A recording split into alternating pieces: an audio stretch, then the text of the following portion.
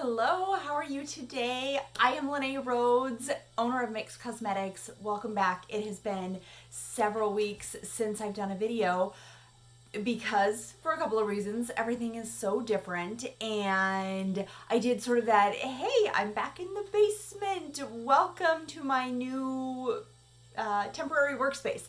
And then I haven't been able to do a video. I'll show you why. I'm going to move the camera just a little bit and tilt it. Do you see that piano right there? That is my son-in-law's workspace.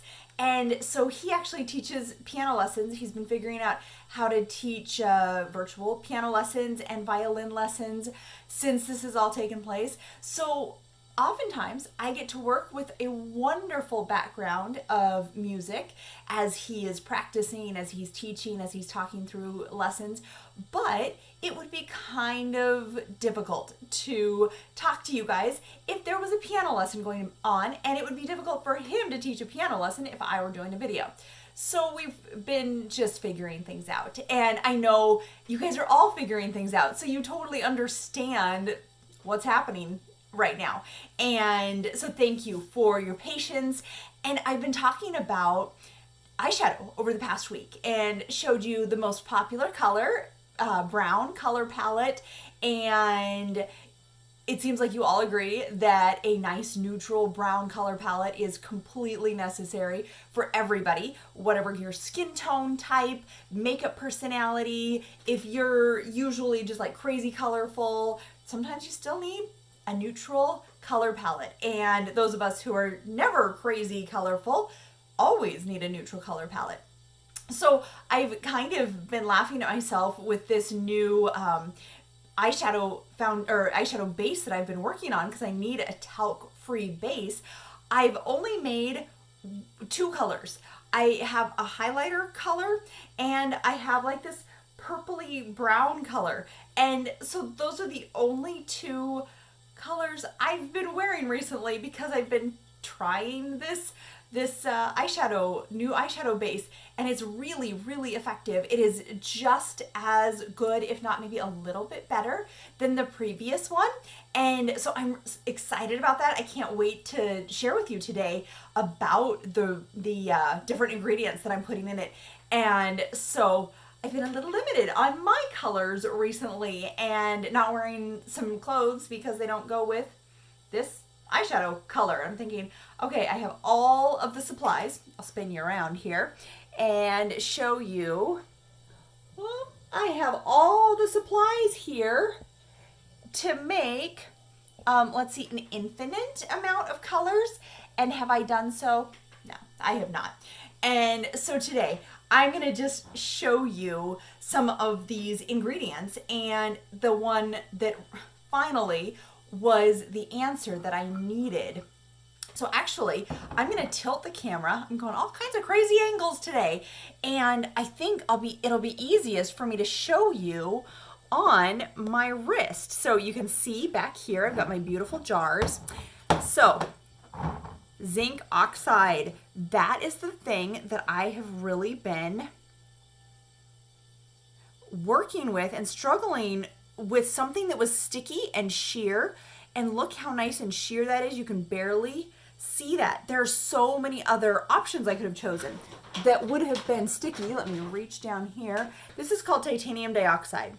It is super white. Look at that. It's sticky, so it would have answered that, but it's super white, and it absolutely kills any shimmer that would have shown up on my in my eyeshadows.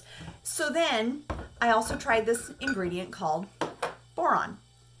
And boron is very sheer, very light, very silky, has a wonderful shimmer. I don't know if you can see it, but it has a wonderful shimmer on its own.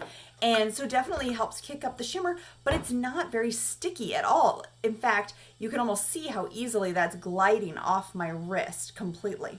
Okay, so then I also wanted to add something a little bit beneficial, something that'll actually help strengthen the skin around your eyes, because that's the most sensitive skin you have. So I wanted to add some pearl or some silk. And you can't use pearl at higher than about a 15 or 30% ratio. So I couldn't have added this as my sole base anyway. Okay, so now I have these 4 ingredients on my arm, the 4 things that I'm actually adding to my base. So the highest concentration is going to be this zinc oxide. This is a non-nano zinc oxide. It's a very low micron. It's about a 1 or 2 micron, so it's really small. Titanium dioxide, some boron, and some pearl, because I want something sticky. Titanium dioxide helps it stay put even better.